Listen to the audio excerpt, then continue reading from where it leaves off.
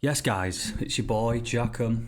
Today I'm going to show you how to write actually good two-step drums. I'm Jackham. If you don't know me, I'm a full-time garage producer and DJ for a living. That's my job. So I make garage drums a lot.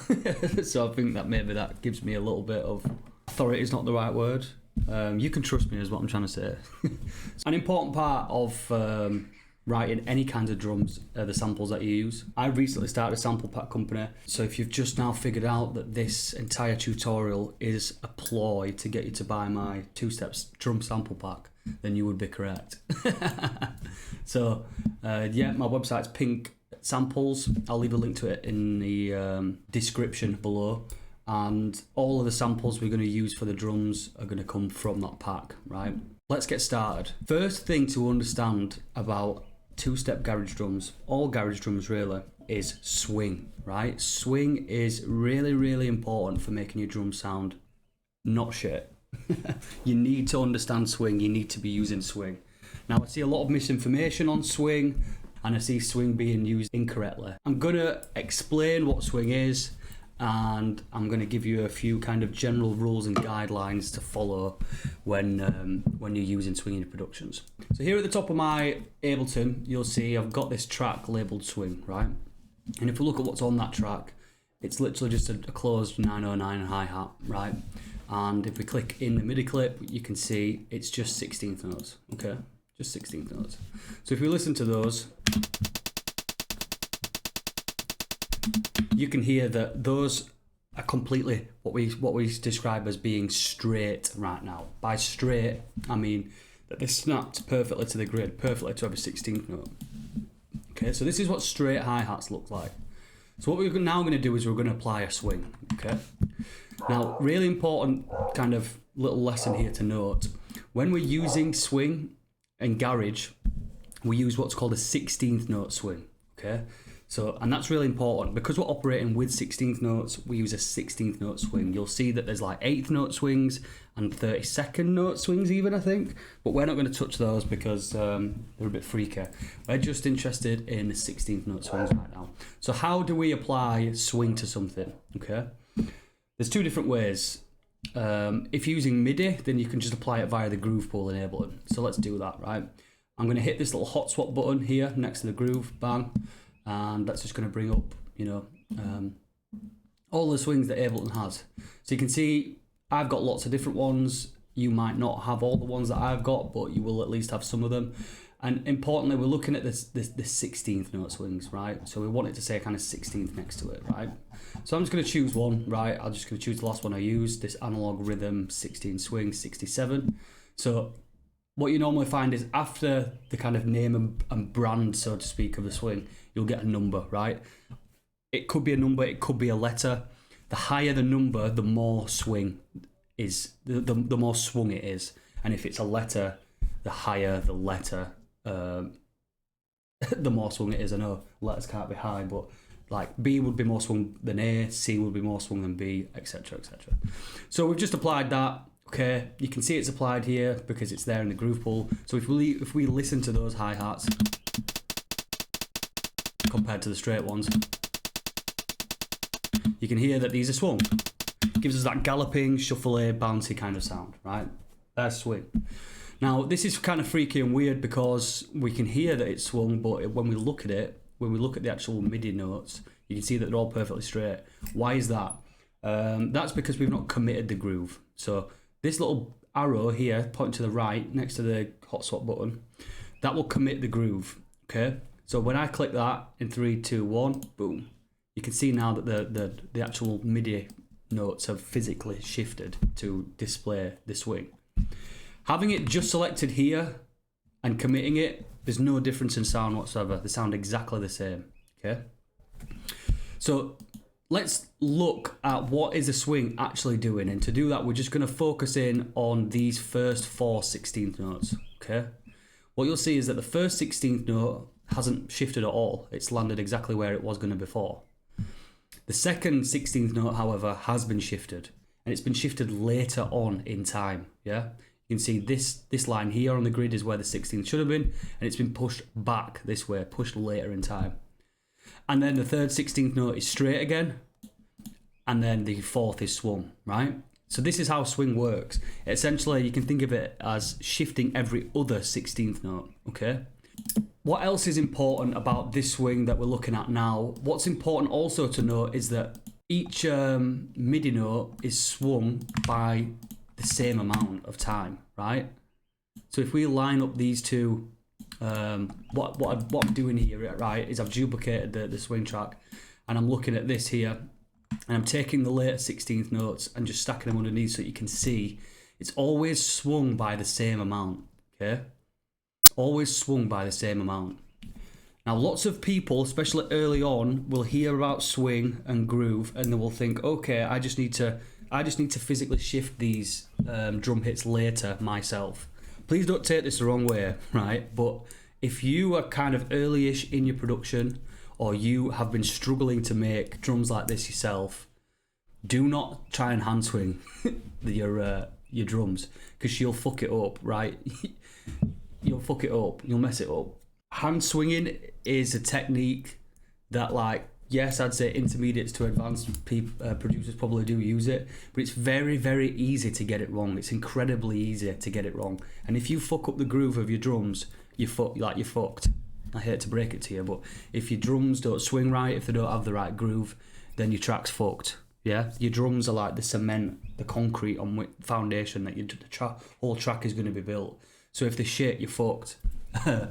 So and the reason I mention this is because I teach Ableton 1-to-1s, guys. For those people that didn't know, I teach Ableton 1-to-1s, and I get a lot of clients. And a big thing that I see is that people will try and hand swing the drums, right? But what they will end up with is something like this, okay? So let's say they've got a 16th note here, okay? They will think, right, okay, I need to hand swing my drums, so I'm gonna shift this one maybe to like here, and then I'm maybe gonna have this like here, and then I'm gonna put this one like there, and they end up with an inconsistent swing. What does that mean? It means that the gap between the amount that the 16th note is being swung is different every time. Now, it's bad enough if we just listen to, you know, this tiny little, I mean, what increment even is that? Quarter of a bar. Listen to this, right? It's bad enough there. But if you was to then try and do it like for the whole loop, right? And you're thinking, yeah, I'm going to push this one like here, and then, yeah, we'll try that. And then, yeah, we'll try this. And then you listen to, you know, half a bar.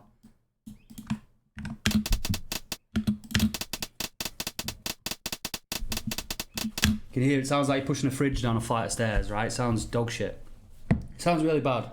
So, you know, I don't know how other way to put this, but I would just recommend, if you're new to the genre, if you're just recently getting into it, trying to wrap your head around these drums, I would highly recommend that you don't hand swing the drums, because it's so easy to get them wrong, and you know, there's easier, more efficient ways of doing this, like using the groove pool, okay?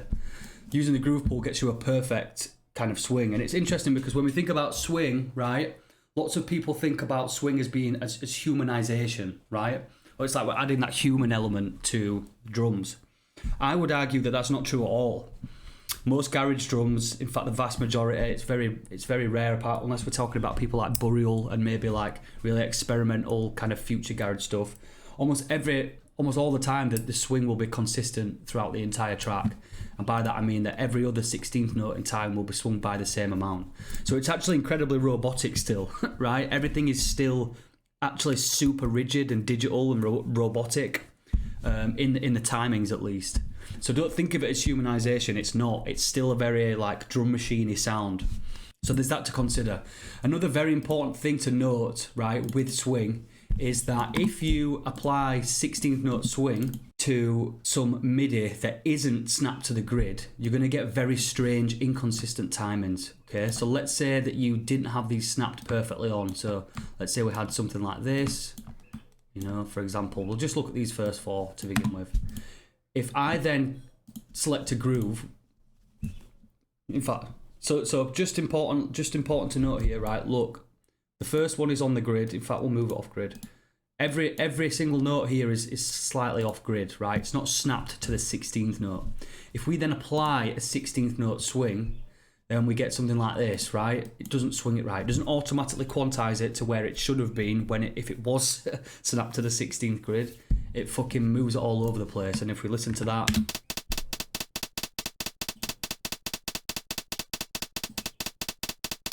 admittedly, this one doesn't sound too bad, but I've seen it sound. I've had it sound terrible in the past, and I've had pupils and students track sound abysmal because they've not just had things kind of locked onto the grid to begin with before they swung it. Okay. So yeah, really important to note. Why do I actually have this swing channel at the top? Why do I have this here? The reason is because I like to work in audio a lot, right? Some people like MIDI for the drums. I like to work in audio a lot. That's just the way I am. That's the way I is, pimp. There is the option on a drum loop. You just search like drum loop. There is the option to swing an audio file, an audio loop. You can apply a groove to it. I'm here to tell you that you should not do it. It sounds, honestly, it sounds dog shit. It sounds terrible, and it sounds terrible for a number of reasons. Number one, you can see that it's actually done a decent job, but the first reason being that normally Ableton's transient detection kind of watt markers are way off, right? Sometimes they're perfectly on if you've got an ultra clean source material, but a lot of the time they're fucking way off, right? So already, so Ableton will swing from the watt marker, right? So if we get a loop where, let's say, it's kind of incorrectly detected where the transients are, then going back to what we said about making sure things are straight before we swing them, it's gonna shift them essentially incorrectly, because it's gonna think like, it's gonna shift them from this watt marker as opposed to the actual start of the transient. So like this, for example, right? Take a look at this note. We can see that it actually starts here, right? That's where the transient should be. That's where Ableton has detected it as being. So Ableton's gonna, instead of pushing the snare forward in time from this level, it's gonna push it from this watt marker. So already your swing's off. And that just gets compounded and exaggerated by the fact that, it's detecting each individual transient, and it might have got some a bit too early, it might have grabbed some a bit too late. That then also coupled with the fact that there might be some inherent groove and swing already in the sample, which causes it to be off grid, like you can see here, just means that it's just going to do a fucking terrible job of swinging it, right? It's going to be all over the place, and your swing and your groove is going to sound loose and shit, right? So just don't do it. Don't recommend that you do it at all. I do have a pretty nice, consistent way of being able to chop up drum loops and apply swing to them using like MIDI devices, but that's not what we're going to get into in this video. If you want to hear about that one, let me know in the comments. But so I recommend that you do not fuck around swinging audio. It sounds terrible. Yeah. So going back to the point, why do I have this at the top, this swing channel? Because as soon as I've picked my swing, this is then going to be a guideline for me when I start adding drums, which we're going to do in a second. For example, if we just grab like 2 hi-hats super quick, if I wanted to place these on a swung note and still work in audio, what I can do is I can just follow this as a guideline, right? So, I can line that up there, and then maybe this hat comes in there, and then maybe that one goes there. Oops. This one goes there, and that one goes there like this. And then we get something like this, where it's locked into our swing, right? So it's really important. So everything in the project, in my drums right now, is going to be basically locked into this swing at the top, okay? Really important part. Now, I've had interesting conversations before with a client. I can't remember his name, but he was using an example of kind of a big famous dance music producer's track. And he said, well, they say they always hand swing their drums, Now, when we actually pulled their track in and took a look at it, every drum hit was like essentially swung almost the exact same amount, right? We might have got an instance where one was, say, swung like, one was like this, and maybe the sound below it was ever so slightly off, like we're talking fractions of a second. But for the most part, it was pretty fucking consistent. So whether that's because they didn't hand swing the drums on that one, or whether they just did, but their internal groove and feel is that bang on that they just managed to feel out that timing and get it consistent. I don't know what the truth is there, but it's interesting, right? Interesting to think about. So stick to begin with to just simple following a swing. I promise you'll have the best kind of results that way. And say, you know, if after fucking couple of years when you're an absolute garage god and you want to just get really freaky with timings, by all means have a go at hand swinging, but you'll find it, you know, it's pretty difficult. It's very rare I do it. Good two-step drums, right? We're looking for the funk here, guys.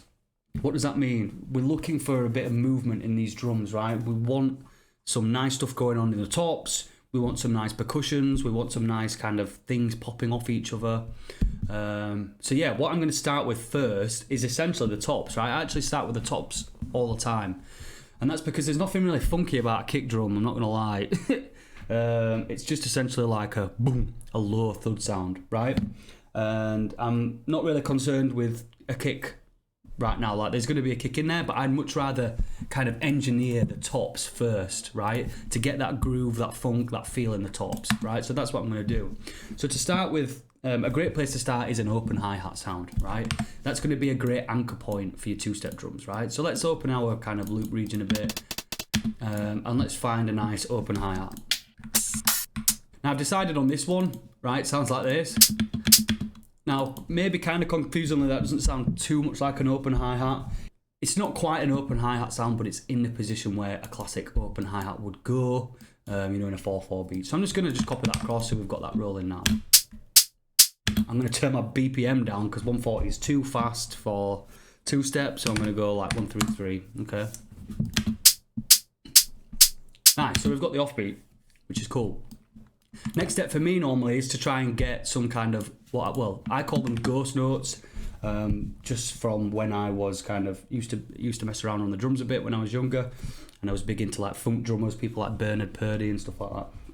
And he always referred to these as ghost notes, but essentially the ghost notes, these are the notes that are going to land here on this swung 16th note, right? So I'm going to experiment and throw some in. Now we want to get some kind of interplay and relationship between the open hat and the ghost notes, right? So just have an experiment, right? Maybe we'll try this one, okay? And what I'm going to do is I'm going to place these on the swung bits, yeah? And I'm going to mess around with the volumes, the lengths, and the pitch until I find a relationship against this open hi-hat that I like, okay? So I might even just loop this bit.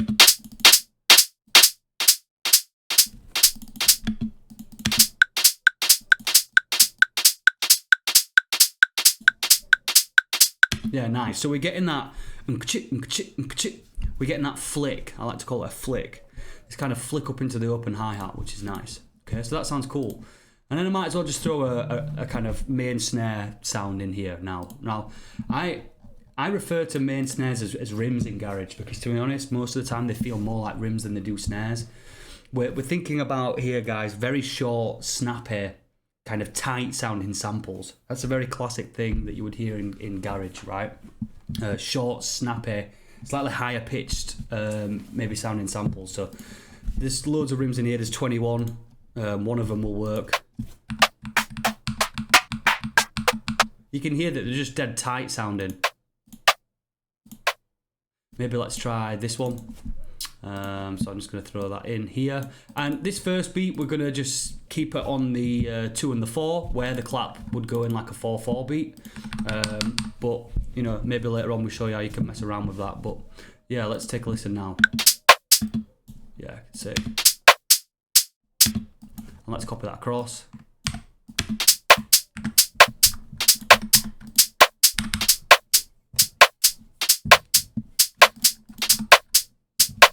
So straight away, just by using appropriate samples, we're already getting somewhere like a little bit close. This is obviously very bare bones right now. It's not going to be forever, but we can start to kind of hear almost like the ideal beats that we might want in our head, right? And we can get there very easily now by just layering kind of more high end. To begin with, for me, this is what I like to do. I like to figure out what's going on in the highs. So I'm going to grab a few more. I'm going to grab a few more hi hats, right?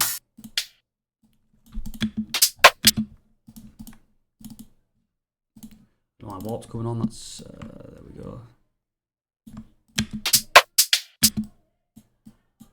And don't be afraid of tightening these samples up, guys, right? Using the fades, making them shorter. That's nice. Watch out for your volumes, right? Then maybe this one here can happen again.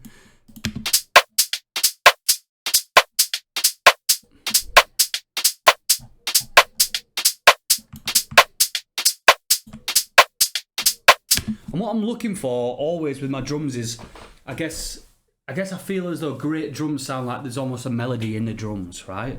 So I want to hear like a call and response in the drums. I want to almost hear a melody in the drums, you know? Something as simple as like, like, I know that sounds ridiculous what I'm doing, but I'm looking to hear some character and some almost like melody in the drums. Obviously drums don't really have pitches, apart from some like tonal ones, but for the most part they don't, right? But I'm listing out for that drum part to kind of sound like it's doing its own call and response. It's playing its own almost like inharmonic melody, so to speak. And don't be afraid of putting maybe a sample on the one as well. We can definitely do that. Nice and quiet.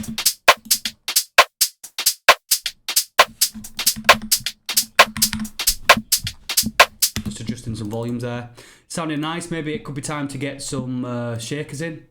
So there's some nice shakers in here. Nice bright ones. Ooh, this one's cool. Now, here's a really important thing to note with shakers, guys, right?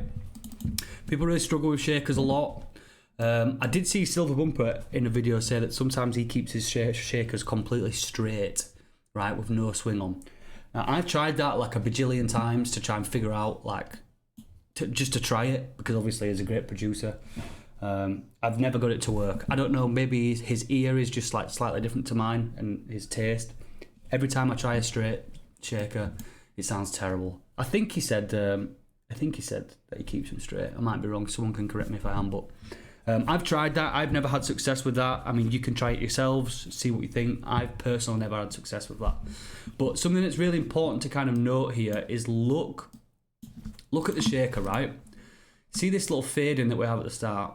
Okay, that's really important to take note of, because what lots of people would do is, you know, they would line up the start of the sample with the swing at the top.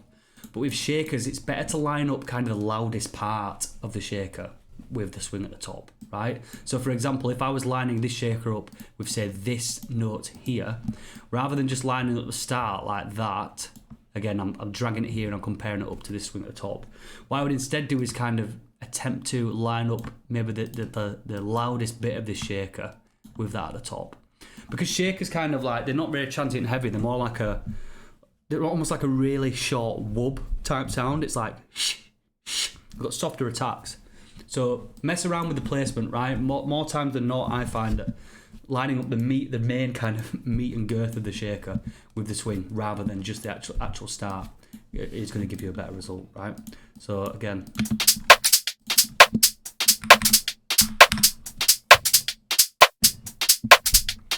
Now you could go absolutely crazy with your tops and percussion, right? You could add in as much as humanly possible. You know, you could fill every little 16th note. I would maybe advise that you don't do that, because you'll have nowhere to go later on the track. You know, you can't add any shaker loops, or you can't add this or that. We want to, I mean, by all means experiment, right? Some people like the drums a bit more simple, some people like them a bit more complex, right? So I've just added another shaker here. So, and I'm going to maybe mess around with this shaker here, see if I can pitch it down a bit.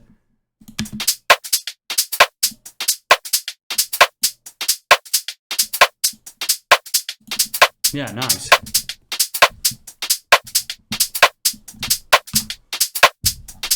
Turn these tops down a bit.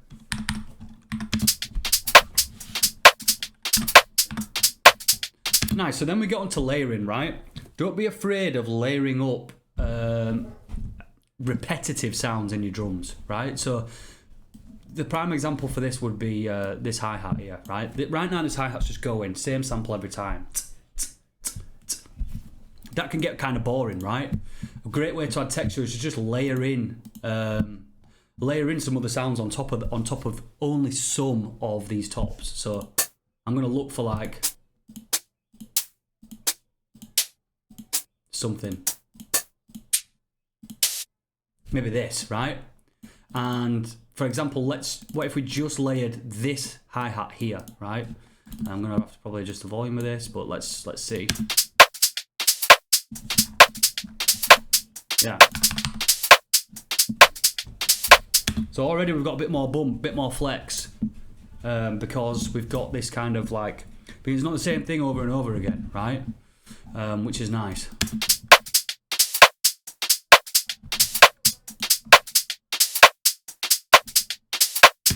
Cool, so we could probably add a kick in right now. Let's check out some of the kicks. This one could be nice.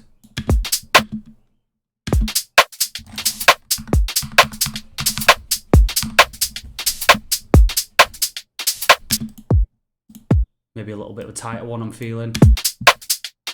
Yeah, nice. So important to note with the kicks, right? They're short. They're not intensely sub-heavy, right? We're not making fucking tech house. We need room for big bass lines. So we can't have this huge booming kick that takes up the whole mix in the low end, right? We want tight, punchy. If you want a big bass line, you kind of need a small kick. Sorry to say, guys, but that's just the truth. So we've got a kick in. This is probably a perfect. This is probably a perfect time to talk about snare and kick placement, right? It's really flexible in two-step, guys, where you want your kick and snares / rims to sit, right? You can really go crazy. For example, right now I've got the clap on the rim on the 2 and the 4, right? Let's delete this because that's not doing all. But what happens if we push this second snare back to here? Nice, right? Or what if the first snare was pushed kind of earlier?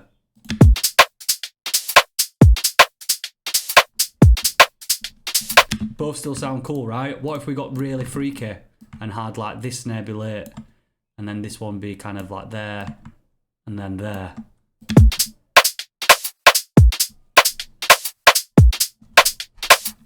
Now obviously some are going to sound better than others because of how the setup we've got in our high end, but yeah, you can see that you can really go kind of crazy, right? You can put them basically wherever you want, and this goes for pretty much all percussion here in garage, right? If you listen to people like Tough Culture, I don't think he does too much two-step, more 4/4, but yeah, people like Tough Culture, if you listen to like the drum sounds they're using, they're crazy. Some of them if you like isolate them, they don't even sound like a drum. It's like some crazy mad sample.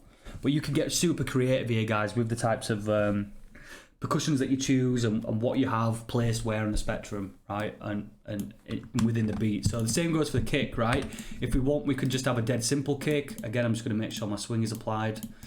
We can have a dead simple kick pattern like this. But also we could do something fucking crazy where we had like, you know, something like this.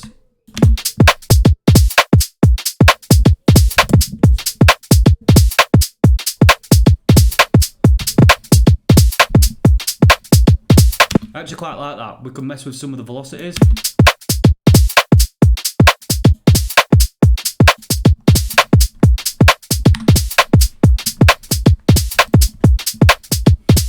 Sounds cool, right? Yeah, nice. So you can see, you can get really flexible with the timing. You can get really interested. Now, remember, guys, it's all in the percussion now, right? The beat sounds pretty dry right now, but it's all about kind of layering in percussion, seeing what groove you can get out of there. So a lot of these samples in here are kind of really good bare bones essential samples, but so you know they've got some nice high end in them. They've got decent snap, decent punch, which is obviously really good. But don't be afraid. I often think about my drums in two separate layers, right? I think about them in terms of like functional drums and then texture drums, right? So functional drums, they're really there to provide like structure, right? So we're talking about like a hi-hat with a good, broad, nice high end, right? a really solid sample, a nice clean rim or snare that really hits in the frequencies it's supposed to hit, but it doesn't have too much character, too much texture, right? Once you start layering the functional with the textural, texture would be, say, a sample that was filthy and had like loads of grit and like dirt and really nasty low quality sample, but with tons of texture. By combining the two, we get the best of both worlds, right? And yeah, I would just encourage you to really experiment with what you're using as percussion, using texture, even just like noise sometimes as percussion can be really cool, right? So let's look through the perks that we've got in here and see if we can start layering some of these in. Like this is a weird little sound. Maybe that can just be dead quiet in here like this. So that's nice, right? It's really quiet in the mix. That's it off, put it on. And there's no like absolute science here, guys. Like there's no crazy like fucking wizardry. I'm just trying sounds and making sure they're lined up with the swing, right? And experimenting with placement and volume. See, like this, right? This would be more of a kind of textural sound. On its own, it kind of sounds shit, but in the context, well, it might sound shit now as well, but if we like, say, I don't know, place that, maybe, let's put it here, see how it sounds. Yeah, it just sounds terrible. Maybe here. Just adds a nice subtle low end, right? Low end, like a low bit of dirt almost to that bit of percussion, which I like. Now this is a cool sound. So human elements, right? Human voices go a massive way in garage, right? A huge part of the genre is cut up, chopped vocals, and so incorporating a bit of that human element in can add this kind of beatboxy, cool feel to it, which I like. So let's experiment with that. Maybe it comes on an open hi-hat.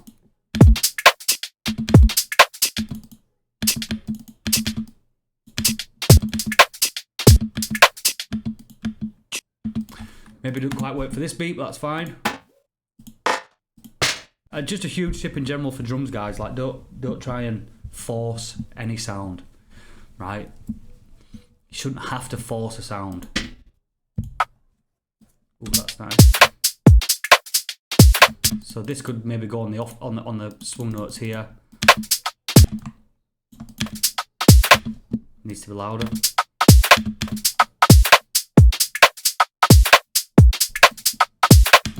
Sounds cool, but maybe we could use a different percussion after it, right? So, different snare, for example, like this. Really tight, short, snappy snares.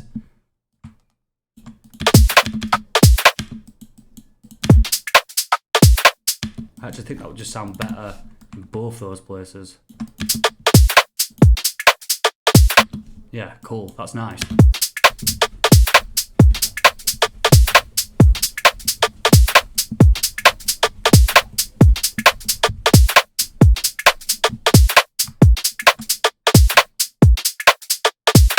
Yeah, cool. This is kind of the basis of our beat, right? You can, I mean, this would probably be functional for a track now. You could definitely start something with these drums and build on them throughout the track.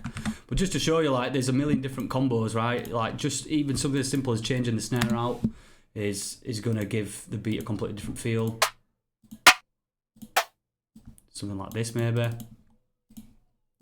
And if we change up the snare placement, maybe change up the kick placement as well, have like some other kicks here. Again, I'm just doing this at random here, guys, but I'm going to listen to it and I think it'll probably sound fine. It's a bit loud.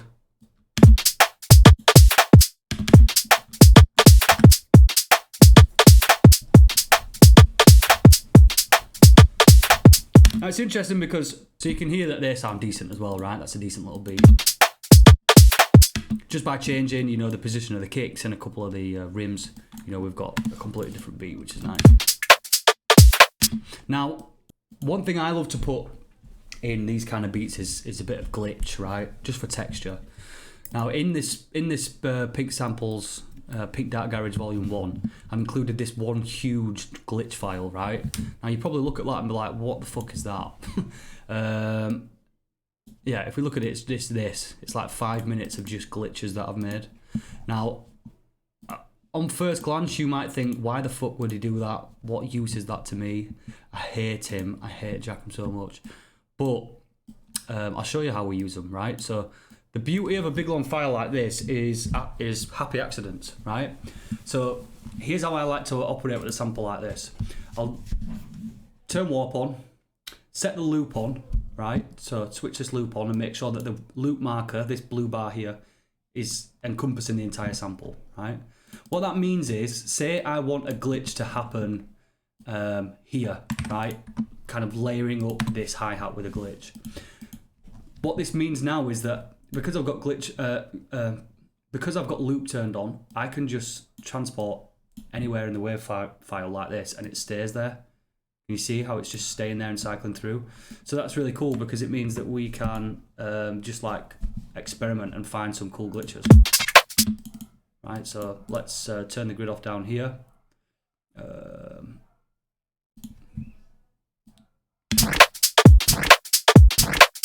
I mean, that's cool as fuck.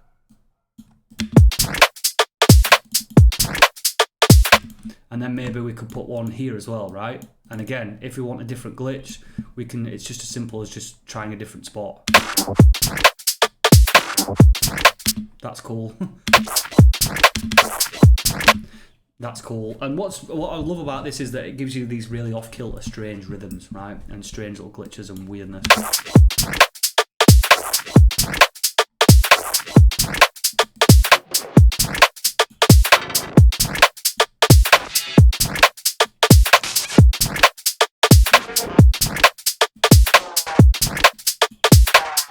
So yeah, interesting, right? That's why that's in there. So yeah, I mean, I guess finally, right, something that's great to add to anything like this is just a bit of texture in the form of literal noise texture.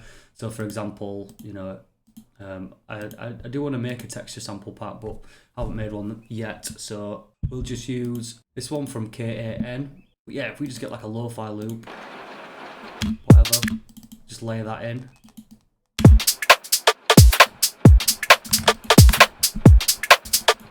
What I always like to do is kind of sidechain that to, you know, the kick and maybe even the rim as well.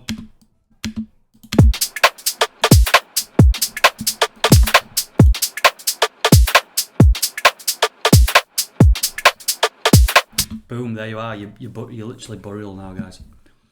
Yeah, sick. So then all that's left to do is to try and, I guess, de-digitize it. By that I just mean put it in a space, you know, make it not sound so dry. So yeah, if you're going to use reverbs, guys, I would recommend sticking to tight kind of room reverbs. So one that I really like is a device by, who's it by? Is it Daedalus that made Tiny Space? I can't remember, but this one, Tiny Space, is a really nice one. If I put it 100% wet,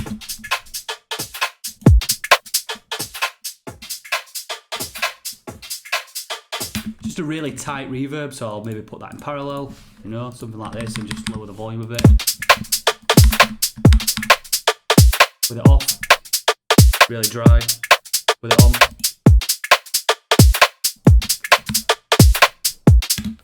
Cool, so that's really nice. Just a nice tight reverb. And then don't be afraid of just like getting a bit of fucking grit and distortion in there, right? So what I like to do is take maybe like a thermal. Any distortion will do. Oh, fuck off.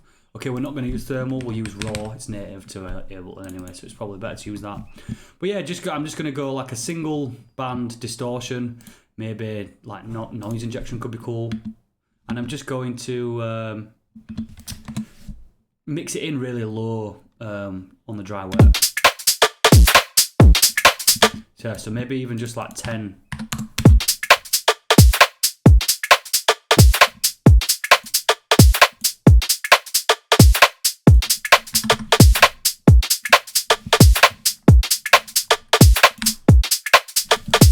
You know, just a nice bit of distortion. But yeah, guys, have a mess around with this yourself. Remember what I've said about swing, okay? It's so fucking important. Get that bump and flex in the high end. try doing it first if you're the type of person to just drag a kick in. You know, maybe try it this way first. Get that funk in early on. You know, layering as much as you can. Experiment with layering. You know, like full disclosure, I haven't layered much from other sample packs because, you know, I'm plugging my own sample pack here. So, but like in a classic day, like I'm not going to bullshit you. In a normal day in the studio, I would use like some of these samples, but then layer in other samples as well. You know, maybe some old dusty hip hop hi hats and snares, etc., etc. Whatever you need to do. These are just really good starting points, good foundational sounds for two-step. But yeah, layer in as much as you can, have a mess around, experiment. Check out the sample pack using the link below. Follow me on Instagram and give me a shout if you want to jump on some one-to-ones. Yeah, love you lots, guys. Big up.